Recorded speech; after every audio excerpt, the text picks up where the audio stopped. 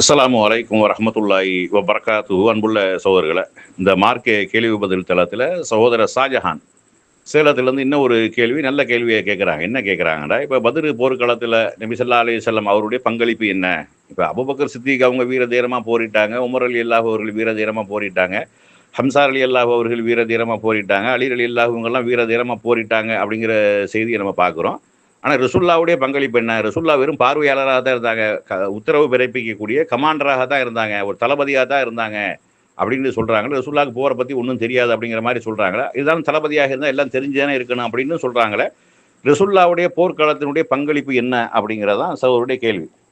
அதாவது ரசூல் ஸல்லல்லாஹு அலைஹி வஸல்லம் அவர்கள் எல்லா நுணுக்கங்களையும் எல்லா வித்தைகளையும் கற்றறிந்த ஒரு மாபெரும் தளபதியாக இருந்தார்கள்.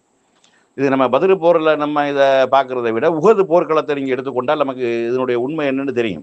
நபி ஸல்லல்லாஹு அலைஹி வஸல்லம் அவர்கள் அந்த போரை எப்படி வழி நடத்த வேண்டும் என்பதை ரொம்ப துல்லியமாக கணக்கிட்டு என்ன செஞ்சாங்க, மக்களை தயார்படுத்தினாங்க.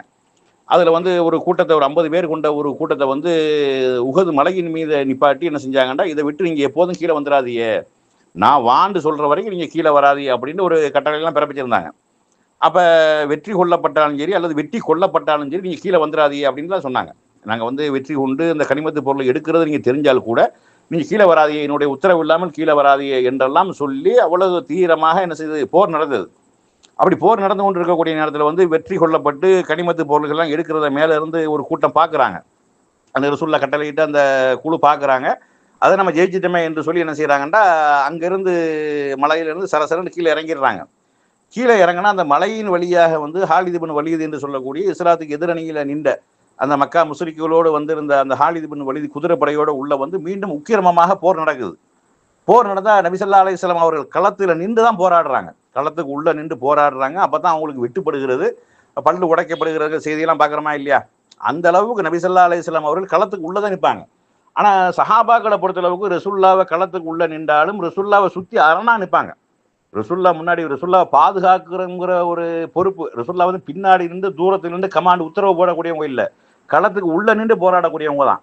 இப்போ களத்துக்கு உள்ள நின்று போராடினாலும் சஹாபாக்கள் ரசூல்லாவை சுற்றி என்ன செய்வாங்க, நின்று கொண்டு ரசூல்லாவுக்கு எந்த விதமான ஒரு பிரச்சனையும் வராத அளவுக்கு தான் பார்த்து கொண்டிருந்தார்கள். அப்படி இருந்து அந்த உஹது போர்க்களத்தில் அந்த மாதிரியாக நடந்து விட்டது.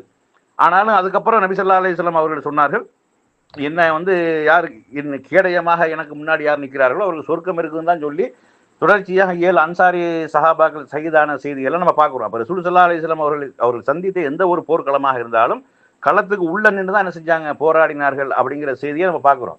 இதுதான் நபி ஸல்லல்லாஹு அலைஹி வஸல்லம் அவர்கள் எந்த அளவுக்கு ஒரு வீர தீரமாக இருந்திருக்கிறார்கள், எந்த அளவுக்கு அந்த கலைகளை கற்று இருந்திருக்கிறார்கள் என்பதற்கு நிறைய சான்றுகள் இருக்கிறது. ஒரு தடவை மதீனாவில் ஒரு பீதி ஏற்படுகிறது. ரொம்ப தூரத்திலிருந்து ஒரு குதிரைப்படை வர்றது மாதிரியான ஒரு சப்தம் என்ன செய்யுது, நடு ராத்திரியில் ஒரு இரைச்சல் வருகிறது. அப்போ சஹாபாக்கள் எல்லாம் வெளியே ஓடி ரசூல்லாவை பாதுகாக்கணும் அப்படின்னு வராங்க. ரசூல்லாவை காணோம். எந்த திசையிலிருந்து சப்தம் கேட்டதோ அந்த திசையிலிருந்து கடிவாளம் பூட்டப்படாத ஒட்டகத்தில் ரசூல்லா பறந்து வராங்க. நான் போய் பார்த்துட்டு வந்துட்டேன், எதுவும் கவலைப்படாது உள்ள. அப்போ தன்னந்தனியாக அந்த எதிரி படைகளை, ஏண்டா அந்த சப்தம் சஹாபாக்கள் எல்லாம் அந்த தூக்கத்திலிருந்து எழுந்து வெளியே வர்றாங்கன்னா ஏதோ குதிரைப்படை, ஒரு பெரிய ஒரு படை நம்மளை தாக்க வருதுங்கிறதுக்காக தான் வராங்க. ஆனால் தன்னந்தனியாக ரசூல்லா போய் பார்த்துட்டு வந்தாங்கன்னா அது என்ன படையாக இருந்தாலும் சந்திக்கலாம்ங்கிறது அளவுக்கு தான் போனாங்க. அதை எதிர்கொண்டு வருவோம் அப்படிங்கிற ஒரு லெவலில் கடிவாளம் பூட்டப்படாத குதிரை எல்லாரும் ஓட்ட முடியாது. கடிவாளம் பூட்டப்பட அபூ தல்ஹா ரலியல்லாஹு அவங்களுடைய குதிரைன்னு நினைக்கிறேன். கடிவாளம் இல்லாத குதிரையில் அந்த தூரத்தில் அந்த மதீனாவுடைய எல்லை வரைக்கும் சென்று அங்கே ஒன்றும் இல்லை, ஒரு பிரச்சனையும் இல்லை என்று சொல்லி இவங்க ரசூல்லாவை தேடிக்கிட்டு இருக்கக்கூடிய நேரத்தில் ரசூல்லா செய்தி சொன்னார்கள் என்ற இந்த ஒரு சம்பவம் போதும் நபி ஸல்லல்லாஹு அலைஹி வஸல்லம் அவர்கள் எவ்வளவு ஒரு வீரமாகவும் எவ்வளவு ஒரு தைரியமாகவும் எவ்வளவு பெரிய ஒரு பிரச்சனை இருந்தாலும் களத்தில் சந்திக்கக்கூடிய ஒரு தைரியமும் தெம்பும் இருந்திருக்கிறது என்பதற்கு இந்த ஒரு சம்பவம் போதும்.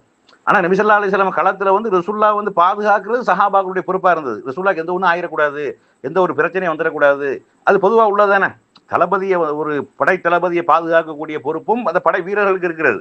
ஏண்டா எந்த ஒரு இடத்திலையுமே படை தளபதி இல்லாமல் ஆக்கப்பட்டு விட்டால் படை வீழ்ந்து விடும். அப்போ போரிடணும் என்பது ஒன்று, படை தளபதியை பாதுகாக்கணுங்கிறது ஒன்று. இவங்க தூரத்திலிருந்து அரமனைக்கிலிருந்து இரும்பு கோட்டைக்கிலிருந்து கமாண்ட் இடக்கூடிய கட்டளை இடக்கூடிய அளவுல ரசூல்லா இல்லை, களத்துக்கு உள்ள நின்று நடுவுல நின்று அவர்களை வழிநடத்தக்கூடிய ஒரு தலைவராகத்தான் ரசூல் ஸல்லல்லாஹு அலைஹி வஸல்லம் அவர்கள் இருந்தார்கள் என்கிற செய்திகள் நம்ம என்ன செய்கிறோம், பார்க்குறோம்.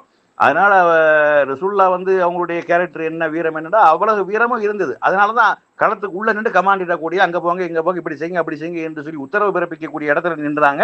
ரசூல்லாவை பாதுகாக்கக்கூடிய கடமை இருந்தது. பொதுவாக எந்த ஒரு பிரச்சனையாக இருந்தாலும் தளபதியை அப்படிதான் உகது போர்க்காலத்தில் வந்து ரசூல்லா கொல்லப்பட்டார்கள்ங்கிற செய்தி வந்ததுக்கப்புறம் எல்லா படை வீரர்களும் வெளியேறி போயிட்டாங்க. பின்னங்கால் பிறரில் அடிக்க என்ன வெளியேறிட்டாங்க.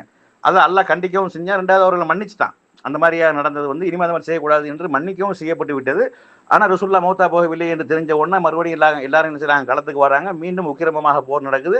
மீண்டும் அல்லாஹ் அவர்கள் கையில் வெற்றியை கொடுத்தாங்க என்ற வரலாறுகளை நம்ம பார்க்குறோம். அப்போ நபி ஸல்லல்லாஹு அலைஹி வஸல்லம் அவர்கள் வாளேந்தி போரிடக்கூடிய குதிரை வீரராக, கடிவாளம் பூட்டப்படாத குதிரை வீரர்களாக, எவ்வளவு பெரிய படைகள் எதிர்த்து நின்றாலும் தன்னந்தனியாக போய் சந்திக்கக்கூடிய அளவுக்கு வீரராக இருந்தார்கள் என்ற செய்திகளை என்ன செய்யணும் நம்ம பார்க்குறோம்.